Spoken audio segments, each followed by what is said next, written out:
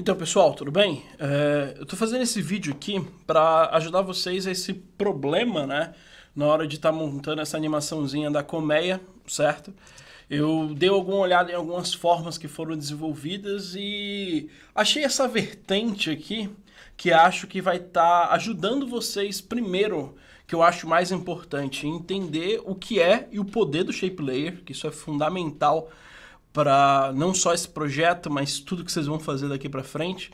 E também vocês terem facilidade para trabalhar com After Effects para evitar alguns bugs, eu vou chamar de bug, tá? Mas para evitar alguns bugs que acontecem no decorrer do uso. Então, o que acontece, né? Nós temos um arquivo do Illustrator que ele vem dividido em duas camadas, que é o colmeia, que é o que vocês vão trabalhar e tal, e o background, que é o fundo amarelado, que a gente não vai precisar usar por enquanto.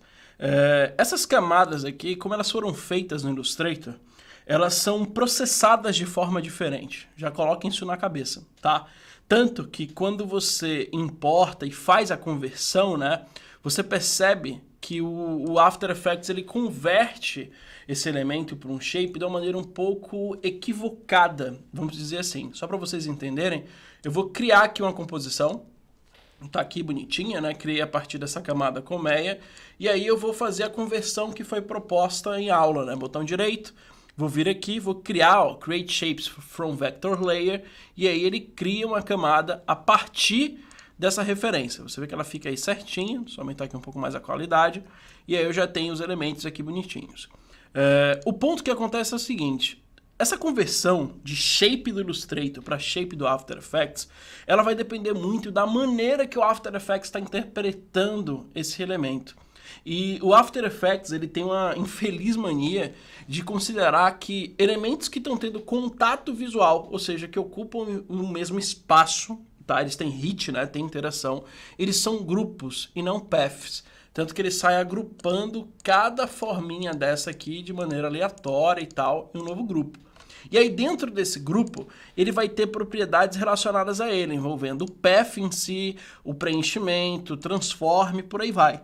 Que pode e vai complicar vocês no decorrer do uso. Aí vocês podem me falar, beleza, Marcos, essa explicação me ajuda a entender como é que a conversão funciona.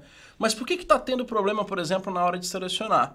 Eu até respondi em alguma pergunta, se não me engano foi do Daniel, ele falando, cara, eu tô clicando, mas não tá me dando a seleção. Eu clico no objeto, ele perde a seleção, algo parecido.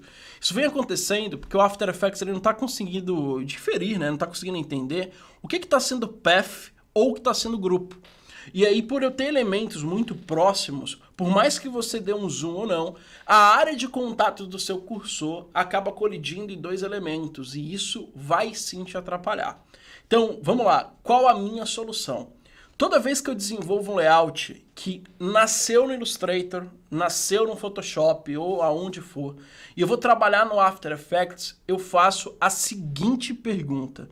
Os elementos que eu usei aqui no Illustrator e Photoshop, eles existem no After Effects?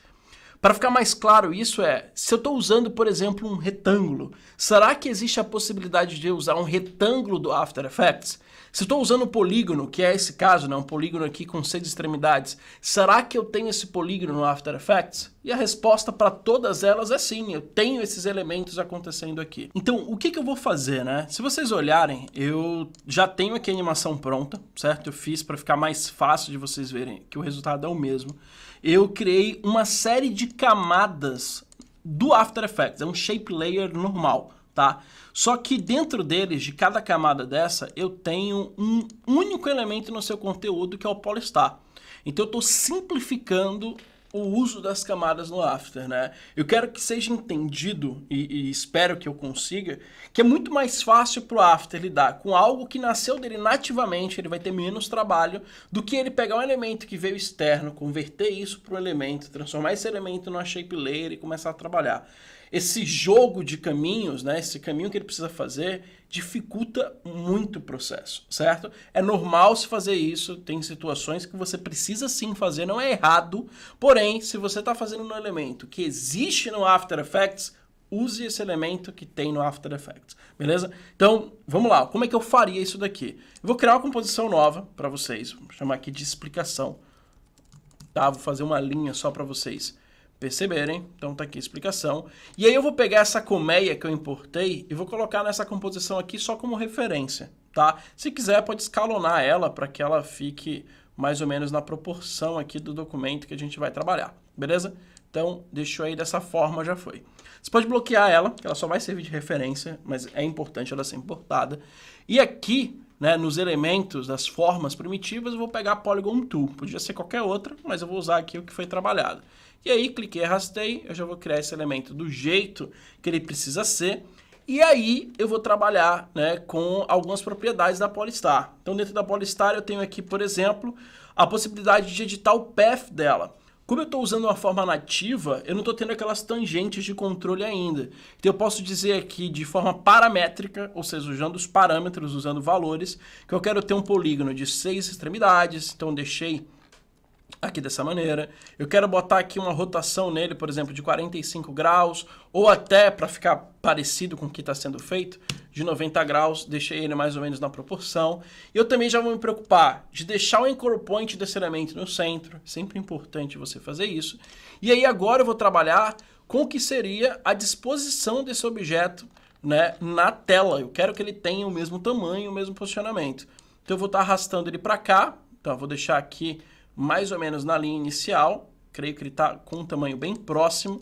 Para ter a certeza, vou usar as próprias propriedades que a Polystar tem. Então tá aqui Polystar, eu tenho essa opção aqui de Order Radius, que eu posso aumentar e diminuir aqui esse elemento para que ele fique, né, o mais fidedigno ao que foi montado no Illustrator. Então eu fiz isso, o que vai acontecer? Na sua cabeça, você já pode imaginar, obviamente, que eu vou sair duplicando aqui ou a Shape Layer, ou vou sair duplicando o Polystar Path. Só que aí eu acabo gerando quase que o mesmo problema. Seria mais leve, porque seria formas do próprio After Effects, porém o problema seria que eu ia ter uma camada para cada elemento, e isso é péssimo, tá? E aí, por mais que lá, você usando a conversão, você tenha uma única camada para todos os objetos, não adianta você ter uma camada para todos eles, se todos eles são elementos selecionáveis, palpáveis, que têm interação com o seu cursor. Isso é ruim, isso gera processamento em demasia para o After. Então, o que eu vou estar usando é a possibilidade de trabalhar aqui com os incrementos que o After Effects tem para Shape Layer. Muito parecido com a ferramenta de texto, que ela tem aqui os animadores, o Shape também tem, que é esse Edge. Dentro desse Edge, eu tenho diversas propriedades aqui, algumas dinâmicas, algumas que alteram forma, por exemplo, mas o que a gente vai utilizar é essa propriedade chamada de Repeater.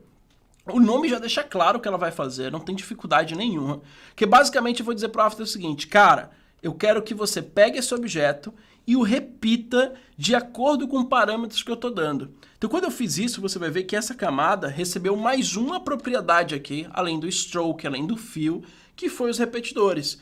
E aí o repetidor, ele tem, cara, parâmetros muito simples, que é a quantidade de cópia. Então, eu posso chegar aqui e falar, eu quero ter, agora de início, eu vou botar 5 cópias, só para ficar fácil da gente ver. E aí eu tenho logo aqui abaixo a transformação desse repeater. O transform do repeater é o cara voltado a posicionar os elementos de uma maneira coerente, coesa em relação à composição. Então eu vou dizer para ele o seguinte, olha, tá vendo aqui o position com o X em 100? Ele está dizendo que de acordo com o elemento anterior ao primeiro elemento, eu estou tendo uma distância de 100 pixels, né, do centro dele. Se eu coloco aqui, por exemplo, a distância de 300 pixels, você vai perceber que eu tenho agora 300 pixels espaçando entre um e outro. Então esse cara já está me ajudando a o quê? A controlar, opa, peguei a propriedade errada, a controlar aonde cada elemento desse vai nascer. Então eu deixei aqui mais ou menos dessa maneira, já foi. Então aqui eu estou tendo 5 cópias, 5 elementos, eu preciso de 10, de 9 aqui. Então eu já posso dizer para o seguinte, eu quero que você tenha 9 cópias horizontalmente, beleza? Então a primeira linha aqui tem 9 cópias, eu vou botar até 10 cópias, né? Porque eu tenho que ter mais uma aqui, vou mover essa layer para o lado, vamos lá. Então, eu trabalhei dessa maneira e eu já tenho essas 10 cópias. E aí eu vou continuar fazendo isso para todo mundo. A diferença é que, se você olhar aqui para o meu exemplo, tá? Então eu tenho aqui o meu exemplo bonitinho, você vai notar que eu tenho uma linha para cada sentido. E aí cada grupo desse, né, eu fiz o horizontal o bottom, o top, né? A parte de baixo, a parte de cima, a direita vertical e a esquerda. Então, se eu solar aqui, ó, solei esses 4 primeiros, olha lá, a minha animação, ela só está acontecendo para esses 4 primeiros, ó. A parte de baixo, a parte de cima e já foi. Quando eu botar a visibilidade para os próximos 4, eu fiz aqui, ó, a repetição para essa segunda linha. E eu tenho essa animação acontecendo aqui de maneira mais tranquila. Isso vai acontecer para todo mundo. O que vai diferir é o seguinte, como eu fiz aqui, né, horizontal, se eu quero fazer agora aqui uma vertical, olha o processo. Eu já tenho essa shape layer. Eu posso chamar aqui de explicação horizontal 1. Beleza? Tá aí. Eu vou duplicar. Dupliquei. Só que agora eu quero fazer a vertical. E aí, para fazer a vertical, como eu dupliquei exatamente a camada do jeito que ela é, o processo muda um pouco. Que o que vai acontecer é o seguinte, eu vou chegar aqui, vou no seu conteúdo, vou no Polystar, e aí lá no seu repetidor, onde eu disse que ele ia se transformar em X 200 pixels, eu vou ter em X zerado, porém em Y eu vou ter algum tipo de espaçamento. Que eu preciso, ó, que essas cópias elas se distanciem aqui pra gente de maneira um pouco mais interessante. Ó. Então, deixou aqui dessa forma, olha lá, e eu já tenho esse elemento. Então, isso vai acontecer da maneira muito tranquila. E aí, em relação à animação, como é que eu faço essa escala? Cara, tem várias maneiras. Só que aí, eu quero que vocês comecem a refletir sobre a facilidade de usar as adições na Shape Layer. Como ela é um elemento moldável, né? Eu posso muito bem vir aqui e trabalhar com outros tipos de deformadores. Para esse caso específico, que é muito útil, é o Offset Path. Então, o Offset Path, o que ele faz? Ele possibilita, né, você aumentar e diminuir os objetos, ou path, o caminho dos objetos, de acordo com o valor. Talvez seja difícil agora de início, principalmente se você está começando no After Effects, mas a animação, gente, nem sempre vai ser algo visual, vai depender de parâmetros. Então, quando você puder, ou sempre que você puder, sustentar que a estética desse objeto é de acordo com o valor, você ter valores sendo comparados, isso é importante, tá? Então aqui, eu uso essa propriedade Offset Path para eu ter valores em relação a essa animação. Então, se eu faço esse movimento, dá uma olhada, eu cheguei aqui para esse, eu vou deixar aqui, acho que zerado quase não tem deformação, mas, olha lá, então, aqui ó, menos 55.9, eu criei o keyframe. Vai se passar alguns frames, vamos supor que eu faça aqui lá no 14, eu vou aumentar ele um pouco mais de 0, então eu vou deixar aqui com os 3, né? Deixa aqui com 3, vou passar um pouco mais, vou zerar, para que eu já tenha esse movimento, ó. Já tem esse movimento acontecendo. Aí tem o controle da velocidade, que é importante sim. Então aqui está muito lento no meu ver. Eu vou deixar aqui um pouco mais próximo. Eu até suavizaria aqui esse ponto central, ó, botão direito, Keyframe Assistant, e aplico o Easy Easy. É importante fazer isso para ter algo um pouco mais marcante, tá? Até aumentaria aqui um pouco mais esse valor. Acho que 3 está pouco. Ó, eu já tenho esse impacto visual. Então aqui, utilizando 2 adicionais, eu primeiro usei o repetidor para ele repetir os elementos, e o offset para aumentar e diminuir, eu já faço essa transformação mais fácil. Então aqui, gente, em relação a peso, eu tenho um único objeto sendo repetido. Ele ele funciona, vamos dar um termo teórico, é como se fosse um proxy, tá? Eu estou tendo um elemento ali que é um cara mais leve que está se repetindo para que aconteça o manuseio da forma mais fácil. Outra coisa aqui é a questão da opacidade. Cara, opacidade, posição, escala são propriedades básicas, toda câmera tem. Se você vai usar opacidade, procure ver se a opacidade da própria camada funciona para o que você quer fazer. Então aqui dentro você tem o transform. Então aqui, ó, comecei com a opacidade zerada da camada inteira e levo essa opacidade para 100% lá no final.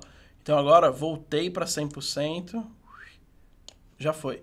Então aqui agora, quando você vai ver, você já tem, ó, esse resultado acontecendo da maneira mais tranquila.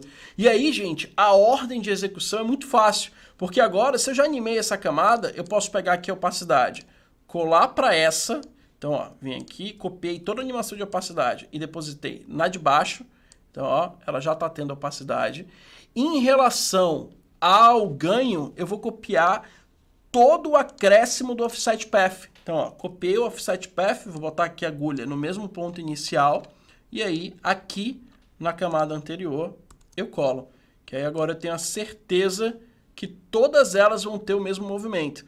Dá uma olhada até, porque é importante que o offset path colado, ele aconteça direto aqui. Ó. Então, copiei, vamos ver aqui. Ó, ele está dentro do grupo 1. Ó. Ele tem que sair do grupo, ele tem que ter relação com o elemento em si. Esse grupo está errado. Então, porque aí agora eu já tenho, ó, a animação acontecendo de uma maneira muito mais fácil, tá? E aí isso vai se repetir para todo mundo. Confia em mim, é muito mais fácil para o After e para você ter as camadas originais. Olha aqui agora, eu separei por grupo. Olha como a visibilidade da animação é muito mais simples, né? Quando a gente vê todos os keyframes, olha lá, ó, eu consigo ver organicamente o movimento em ordem. Olha como está tudo linear. Então, eu tenho um controle maior sobre a criação. Eu uso o Illustrator como referência.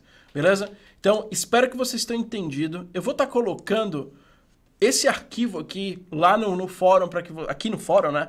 Para que vocês vejam e tal, experimentem. Qualquer dúvida, voltem a falar aqui, que aí a gente vai debatendo para achar uma maneira que funcione melhor, né? Principalmente se você tem uma máquina um pouco mais judiada e tal, acaba sendo um processo mais pesado, beleza? Então, espero que vocês tenham gostado, entendido. Até os próximos vídeos, próximos cursos.